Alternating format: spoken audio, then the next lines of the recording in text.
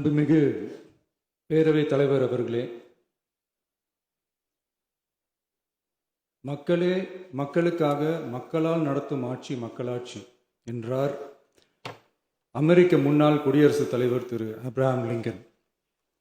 இன்றைக்கு அமைந்துள்ள மக்களாட்சி மலர்வதற்கு மக்களிடம் உள்ள பெரும் எதிர்பார்ப்பு, அவர்களுடைய எதிர்பார்ப்புகளை இப்பேரவையின் கவனத்திற்கு கொண்டு வந்து அதனை செயல்படுத்துவதற்கான திட்டங்களை, சட்டங்களை அமல்படுத்த வேண்டிய பொறுப்பு இப்பேரவைக்கு உள்ளது.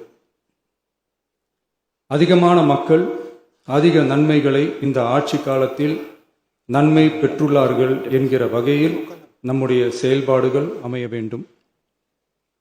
இங்கே அனைவரும் சமம்.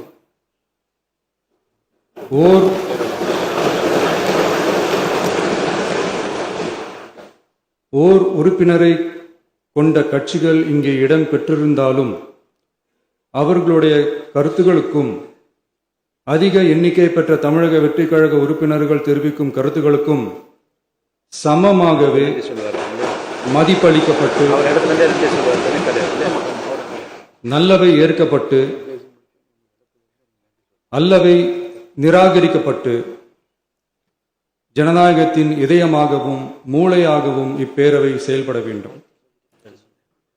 அதற்குரிய வகையில் பெருமை வாய்ந்த வரலாற்று சிறப்பு கொண்ட இப்பேரவையை நடத்தி செல்லும் பண்பை பெற்றுள்ளவரையே தமிழக வெற்றிக் கழகம் முன்மொழிந்து தாங்கள் இன்றைக்கு இந்த ஆசனத்தில் அமர்ந்துள்ளீர்கள்.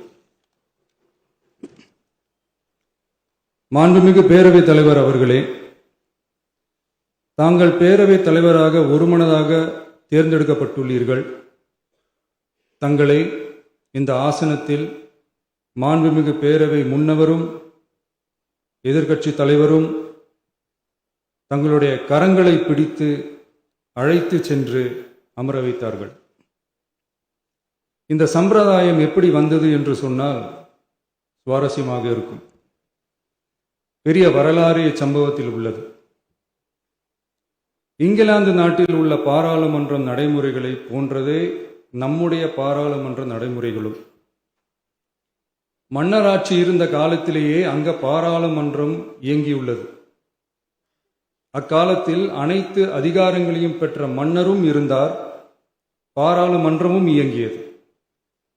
அங்கே மன்னர் ஒரு பணியை செய்ய வேண்டும் என்று விரும்புவார், பாராளுமன்றம் அவருடைய விருப்பத்தை பெரும்பாலும் நிராகரிக்கும். மன்னர் விரும்பிய காரியத்தை பாராளுமன்றம் நிராகரித்து விட்டது என்கிற செய்தியை மன்னருக்கு சொல்ல வேண்டியவர் பாராளுமன்ற தலைவர், ஸ்பீக்கர் என்பார்கள். பாராளுமன்றத்தின் கருத்தை மன்னரிடம் சொல்ல வேண்டியவர் ஸ்பீக்கர். அதற்கு துணிவு வேண்டும். சில பணிகளை செய்வதற்குத்தான் பாராளுமன்றத்தின் அனுமதி வேண்டுமே தவிர அந்த ராஜ்யத்தில் உள்ள எந்த பிரஜைக்கும் மரண தண்டனை விதிக்கும் அதிகாரம் மன்னருக்கு உண்டு. தான் விரும்பியதை பாராளுமன்றம் நிராகரித்து விட்டது என்று சொல்லும் ஸ்பீக்கருக்கு மரண தண்டனை விதிக்கும்படி ஆணையிடுவார். தலையை வெட்டி விடுங்கள் என்று ஆணையிடுவார்கள். இது பலமுறை நடந்ததால் யாருமே இந்த ஸ்பீக்கர் பதவிக்கு வர விரும்ப மாட்டார்கள். எனவே புதிதாக பாராளுமன்றம் அமையும் போது ஸ்பீக்கர் பதவிக்கு ஒருவர் அறிவிக்கப்பட்டவுடன் அவர் உடனே தலை தப்பித்தால் போதும் என்று ஓட்டம் பிடிப்பார். அணை முன்னவரும் எதிர்க்கட்சி தலைவரும் அவரை தடுத்து நிறுத்தி அவர் கைகளை பிடித்து இழுத்து வந்த ஆசனத்தில் அமர வைப்பார்கள்.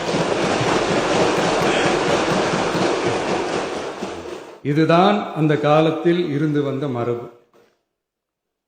ஜனநாயக முறை ஏற்பட்ட பிறகும் இம்மரபு தொடர்கிறது.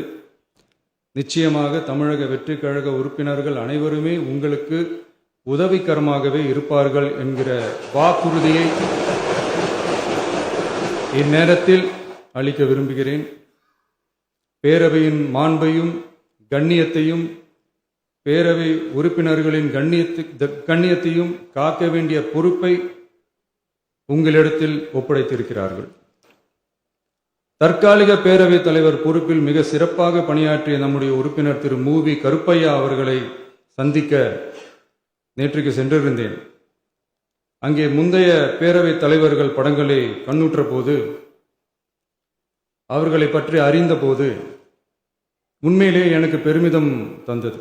ஏனென்றால் எடுத்துக்காட்டாக விளங்கும் திரு ஜே சிவ சண்முகம் பிள்ளை, டாக்டர் யு கிருஷ்ணராவ், திரு எஸ் செல்லப்பாண்டியன் அவர்களுடைய வரிசையில் மிக சரியான ஒருவரையே நாம் முன்மொழிந்துள்ளோம் என பெருமை அடைந்தேன். அதே போன்றுதான் நம்முடைய பேரவை துணைத் தலைவர் அவர்களும் நீங்கள் இருவருமே மிக சாதாரண குடும்பத்தில் பிறந்து மக்கள் பணியாற்ற வேண்டும் என்கிற அவாவில் செயல்பட்டு வந்தவர்கள். குணம் நாடி குற்றமும் நாடி அவற்றுள் மிகை நாடி மிக்க கொளல் எனும் வள்ளுவரின் வாய்மொழிக்கேற்ப சட்டமன்ற நடவடிக்கைகள் சீராக, செம்மையாக, அமைதியாக நடைபெறும் வகையிலும் சட்டமன்ற ஜனநாயக பண்புகள், நெறிமுறைகள் பேணி பாதுகாக்கப்படும் வகையிலும் இந்த அவைக்கு பேரவைத் தலைவரும் பேரவை துணைத் தலைவரும் பெருமை சேர்ப்பீர்கள் எனும் நம்பிக்கை எனக்கு உண்டு. அரசியலுக்கு அப்பாற்பட்டு மனிதர்களை மதிக்கும் நல்ல பண்புகள் நிலைநாட்டப்பட வேண்டும். தமிழ் பண்பாடு போற்றப்பட வேண்டும். அவையின் மரபும் மாட்சிமையும் மதிப்பும் காக்கப்பட வேண்டும் என்ற நல்லெண்ணத்தின் அடிப்படையில் அந்த பதவி ஏற்றுள்ள தங்கள் இருவராலும் காப்பாற்றப்படும் என்னும் நம்பிக்கையை மீண்டும் தெரிவித்து என் உரையை நிறைவு செய்கிறேன். நன்றி, வணக்கம்.